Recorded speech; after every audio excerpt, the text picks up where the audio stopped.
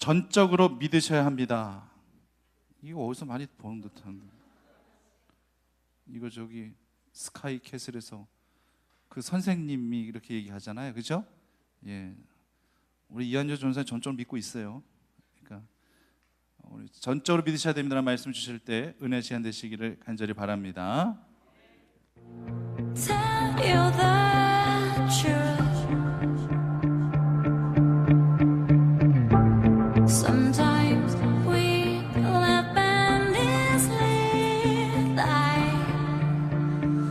예, 담임 목사님께서 참 센스가 좋으신데요. 이 배경음악만으로도 우리는 한 드라마를 떠올리게 됩니다. 그것은 바로 스카이 캐슬이라는 드라마입니다. 화면 PPT가 나와야 되는데. 네. 예, 혹시 이 드라마를 보신 분들 계신가요? 계신 분들 한번 살짝만 좀 이렇게 그래도 꽤 많이들 보셨네요. 예, 감사합니다.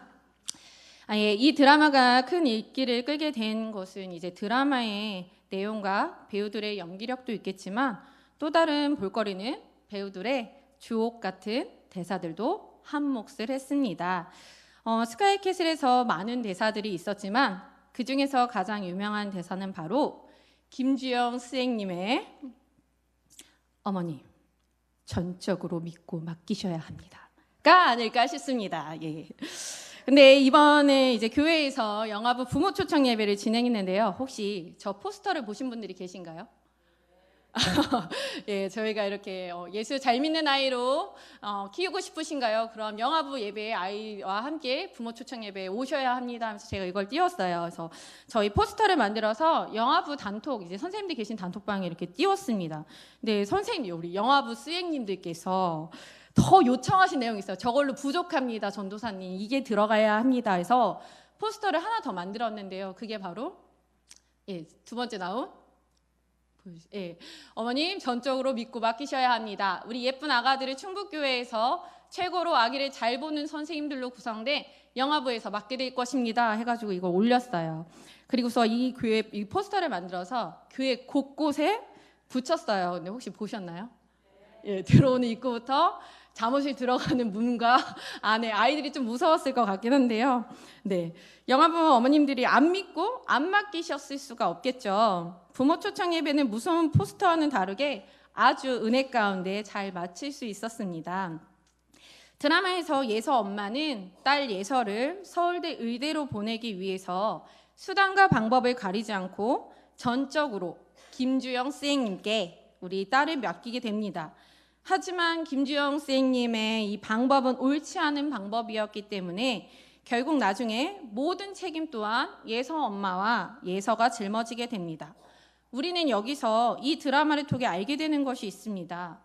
잘못된 신념과 맹목적인 믿음은 우리를 파멸의 길로 이끌고 갈 수밖에 없다는 것입니다.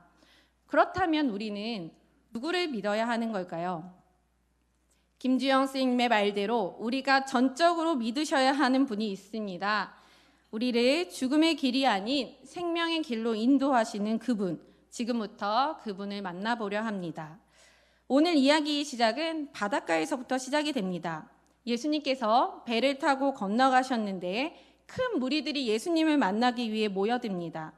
많은 사람들이 그곳에 모여 있을 때 회당장 야이로가 예수님께 다가와서 예수의 발 아래 엎드려 간곡히 구합니다. 23절 보시면 내 어린 딸이 죽게 되었사오니 오셔서 그의 위에 손을 얹으사 그로 구원을 받아 살게 하소서 하거늘. 회당장은 유다의 사회에서도 존경받는 사람이었습니다. 그들의 역할은 해당 건물을 관리하기도 하고 예배의 질서를 책임지기도 하고 중요한 역할을 했는데요. 사회적으로 지위가 높았던 야이로가 큰 무리 앞에서 예수님께 나와 엎드립니다. 그것만으로도 그곳에 모여있던 사람들은 아마 크게 놀랐을 것입니다. 야이로는 더 이상 자신의 체면이 중요하지 않았습니다. 무엇이 그를 이렇게도 간절하게 만들었을까요? 바로 앞절에서 읽었던 내용처럼 그의 어린 딸의 생명이 위독했기 때문입니다. 야이로는 단지 예수님 도와주세요, 한 번만 도와주세요 이런 것이 아닌 간절하고도 반복적으로 예수님께 구합니다. 손을 얹어 구원을 받아 살 수 있길, 어린 딸을 위해 간곡히 구하는 한 아버지의 모습을 우리는 발견하게 됩니다. 예수님께서는 야이로와 함께 생명이 위독한 딸이 있는 곳으로 가게 됩니다. 근데 야이로의 집으로 가는 길은 야이로와 예수님 둘만 가는 것이 아니라 큰 무리가 함께 동행하게 됩니다.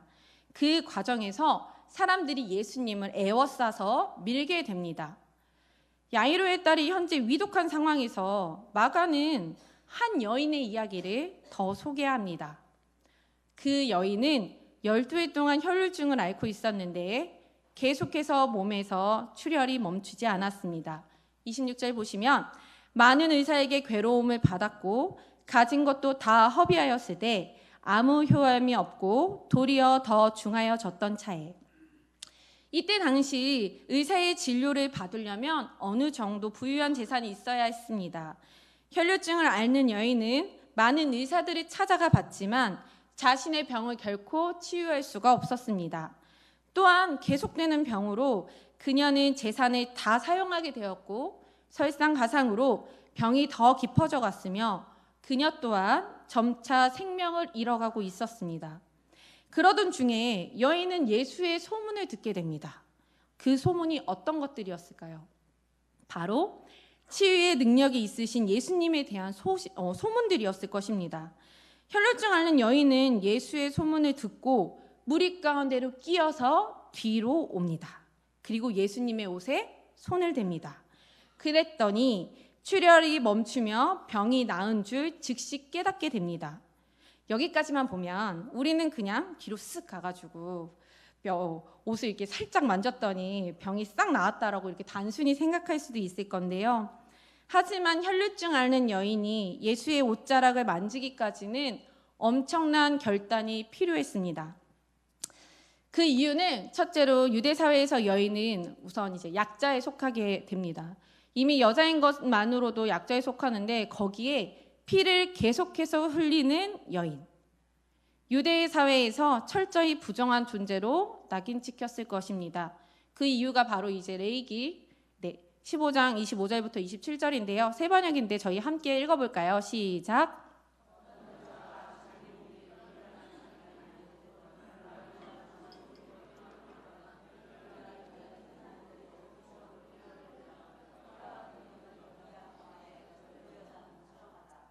몸이 불결할 때와 같이 이 기간에도 그 여자는 부정하다. 그 여자는 피를 흘리는 동안 눕는 잠자리는 모두 불결한 기간에 눕는 잠자리와 마찬가지로 부정하고 그 여자가 앉는 자리도 불결한 기간에 앉는 자리가 부정하듯이 모두 부정하다. 그는 옷을 빨고 물로 목욕을 하여야 한다. 그는 저녁 때까지 부정하다. 정말 너무하죠. 아픈 것도 서러운데 피가 흐르는 동안에 여자는 부정합니다. 눕는 자리, 앉는 자리, 그리고 그녀와 닿기만 해도 부정해진다는 것입니다.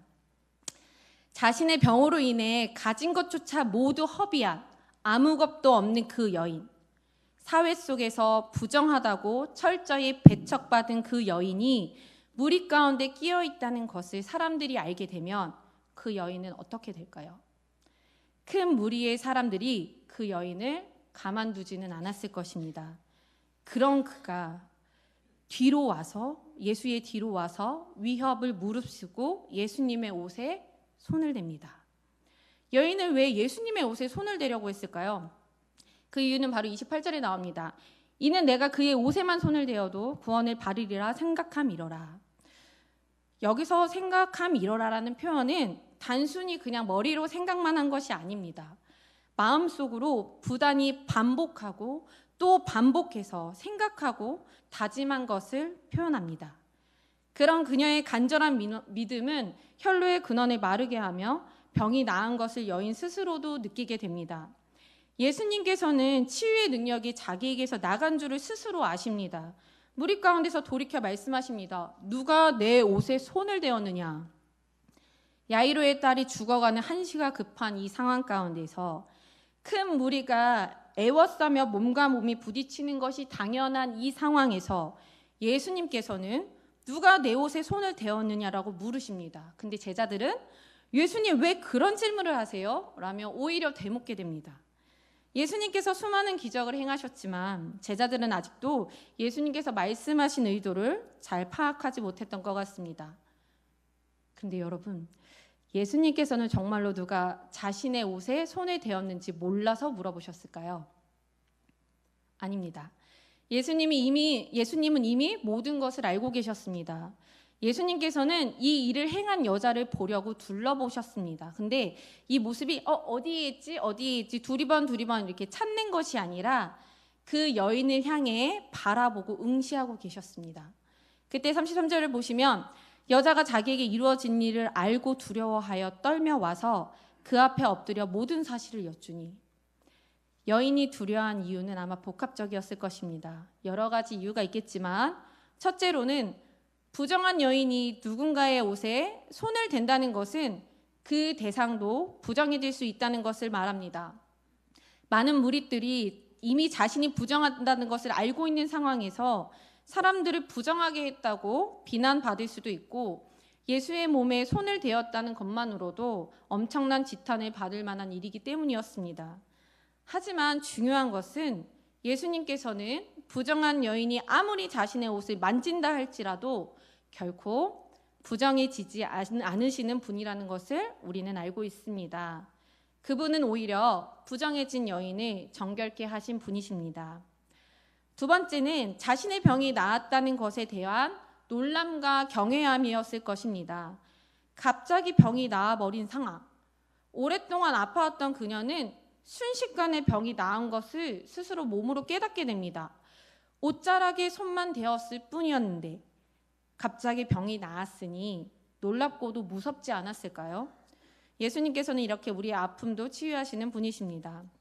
여인은 두려움 속에서 예수님 앞에 엎드려 모든 사실을 말하게 됩니다. 사실 예수님께서는요, 그냥 지나가실 수도 있었습니다. 하지만 예수님께서는 그냥 지나치지 않으시고 여인을 찾고 만나주시고 여인의 입술을 통해 믿음을 고백하게 합니다. 여인이 예수님께 믿음을 고백했을 때 믿음의 고백을 들은 예수님께서는 이렇게 말씀하십니다. 예수께서 이르시되 딸아, 내 믿음이 너를 구원하였으니 평안히 가라. 내 병에서 놓여 건강할지어다. 아멘. 여기에서 예수님께서 딸아라고 부르신 표현은 헬라어로 디가테르라는 단어입니다. 이 단어는 성숙한 여자나 소녀를 향해 애정어린 마음으로 친밀히 부르는 호칭입니다.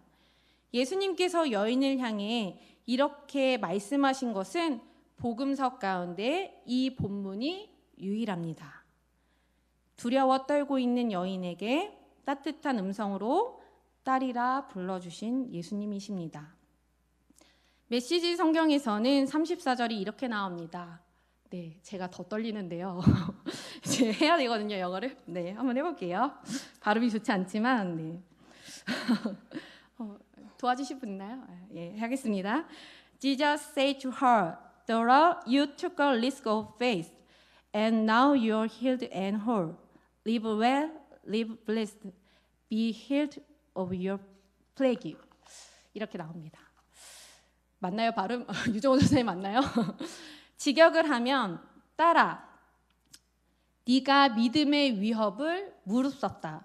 나를 믿는 모험을 했다, 이런 뜻입니다. 지금 네가 치료를 받았고 온전해졌다. 잘 살아라. 복을 누리고 살아라. 위협을 무릅쓴, 모험을 감행한, 예수를 향해 온 마음을 던졌던 그 여인의 간절한 믿음으로 그녀는 예수님을 통해 구원을 받게 되었습니다. 마가복음에서는 내 믿음이 너를 구원하였으니 라며 그 믿음을 칭찬한 두 사람이 나오는데요. 누구일까요? 한 명은 오늘 본문 말씀에 나오는 혈루증을 앓는 여인이고요. 다른 한 명은 바로 바디메오입니다. 이 두 사람 중 여인은 사회적으로 부정하다면 사람들로부터 배척받은 자였고요. 바디메오는 맹인 거지였습니다. 모두 사회에서 돌봄을 제대로 받지 못한 사람들이었습니다. 그런데 예수님께서는 이 두 사람의 믿음을 칭찬하셨습니다. 그 이유는 바로 예수님께서는 사람들이 가지고 있는 가치와 기준으로 칭찬하지 않으시기 때문입니다. 그들의 상황과 모습이 어떻든 부정하든 거짓든 상관없이 그들의 간절하고도 용기 있는 믿음을 보시며 예수님께서는 그 두 사람의 믿음을 칭찬하셨습니다. 예수님께 믿음을 칭찬받는 혈루증을 앓는 여인, 그 여인을 향해 예수님은 다시 말씀하십니다. 평안히 가라. 히브리어로 샬롬에 해당하는 단어입니다. 보통 만나거나 헤어질 때 하는 인사말이기도 하지만 여기서 쓰인 것은 그냥 상투적인 인사말이 아니었습니다. 내적인 평안함뿐만이 아니라 하나님과의 바른 관계를 가짐으로써 얻게 되는 생명의 완전함을 포함하는 표현이었습니다. 여인은 이제 더 이상 육체의 질병에 매이지 않고 영적으로도 구원을 받고 자유해졌습니다. 그런데 여기서 우리가 잊고 있던 인물이 있습니다. 바로 야이로입니다. 야이로의 딸은 지금 죽음의 문턱에 서 있는 아주 위급한 상황이었습니다. 야이로 입장에서는 예수님과 함께 한달음에 달려가도 시원찮을 판인데 예수님께서는 가시던 발걸음을 멈추시고 여인을 찾고 말씀하시는 것을 보면서 아마 속이 타들어갔을 것입니다. 그리고 다시 발걸음을 옮겨 야이로의 집으로 가려고 하는데 집에서 사람들이 와서 야이로의 딸이 죽었다고 소식을 알립니다. 그러니 더 이상 예수님을 괴롭히지 말라고 말을 전합니다. 집에서 달려온 사람들은 아마도 이제 이미 딸이 죽었으니까 예수님이 오실 필요가 없다고 생각했을 수도 있을 것입니다. 하지만 예수님께서는 그 하는 말을 곁에서 들으시고 야이로에게 얘기하십니다. 근데 여기서 곁에서 들으시고라는 표현을 원어로 보면 그들의 말을 무시하시고 이렇게 보는 것이 더 선명한 표현일 것 같습니다. 그러니까 다시 얘기하자면 그들의 말을 무시하시고 야이로에게 말씀하셨습니다. 두려워하지 말고 믿기만 하라. 여기서 믿기만 하라는 것은 예수님께서 야이로를 향해 믿음을 지키실 것을 명령하신 것입니다. 야이로에게 선택의 순간이 찾아왔습니다.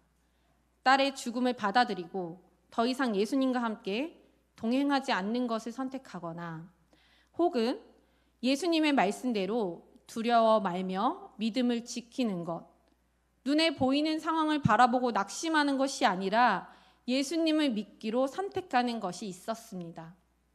중요한 것은 자신의 집으로 가는 길에 야이로는 혈루증을 앓는 여인이 치유되는 것을 두 눈으로 똑똑히 목격하였습니다. 야이로는 믿음을 지키는 것을 선택하였습니다. 그리고 예수님은 제자들과 함께 야이로의 집에 도착합니다. 야이로의 집은 이미 난리가 났습니다. 사람들은 딸의 죽음에 통곡을 하며 너무나 슬퍼하고 있었습니다. 그런데 예수님께서는 또다시 의외의 말씀을 하십니다. 39절 보실까요? 너희가 어찌하여 떠들며 우느냐? 이 아이가 죽은 것이 아니라 잔다 하시니. 예수님께서는 아이가 잔다라는 표현을 쓰셨습니다. 그 말을 들은 사람들은 예수님을 비웃습니다. 예수님께서는 비웃고 조롱하는 자들을 모두 내보내시고 예수님의 제자와 부모들을 데리고 아이가 있는 곳으로 함께 가십니다. 그리고 야이로가 23절에서 간곡히 부탁했던 것처럼 예수님께서는 그 아이의 손을 잡으셨습니다. 사실 소녀가 죽은 상태라면 시체 또한 부정한 것이기에 예수께서 그 소녀에게 손을 댄다는 것은 혈루증 앓는 여인이 옷자락을 만진 것처럼 부정한 일이 될 수 있을 것입니다. 하지만 예수님은 그런 것에는 전혀 개의치 않으시는 분이십니다. 우리가 부정한 존재라 할지라도 예수님께서는 결코 부정해질 수 없는 분이시기 때문입니다. 오히려 우리를 깨끗게 하시는 분이십니다. 소녀의 손을 잡고 예수님께서 말씀하십니다. 달리다굼, 소녀야 일어나라. 그러자 놀라운 일이 벌어졌습니다. 소녀가 곧 일어나서 걷고 사람들이 곧 크게 놀랐다고 나옵니다. 죽은 줄 알았던 소녀가 예수님의 말씀대로 잠에서 깨어나 일어나게 된 것입니다. 그리고 예수님께서는 이 일을 아무도 알지 못하게 하라고 강하게 경계하시면서 말씀하셨습니다. 예수님께서 말하지 못하게 경계하신 것은 야이로의 집에 몰려왔던 사람들의 반응 때문일 것이었습니다. 그들은 예수님이 죽은 것이 아니라 잔다라고 할 때 모두 비웃었습니다. 그러기에 소녀가 살아난 과정을 떠벌리게 되면 수많은 사람들이 예수님의 말씀과 가르침보다는 예수님이 마술을 통해서 사람을 살리는 한낱 치유자로 치부될 수 있는 여지가 다분히 많았기 때문입니다.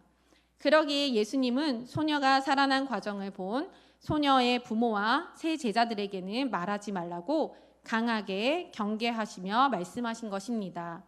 또한 설사 이 과정을 말하지 않더라도 그 소녀가 살아난 것만으로도 많은 사람들에게 복음을 증거할 수 있기 때문입니다. 예수님께서는 소녀에게 먹을 것을 주라 하시고 오늘 본문 말씀은 이렇게 끝이 납니다. 오늘 말씀을 맺으려 합니다. 오늘 우리는 혈루증을 앓는 여인과 야이로에 대해서 보게 되었습니다. 저는 이 두 이야기의 공통된 주제는 믿음이라고 생각합니다.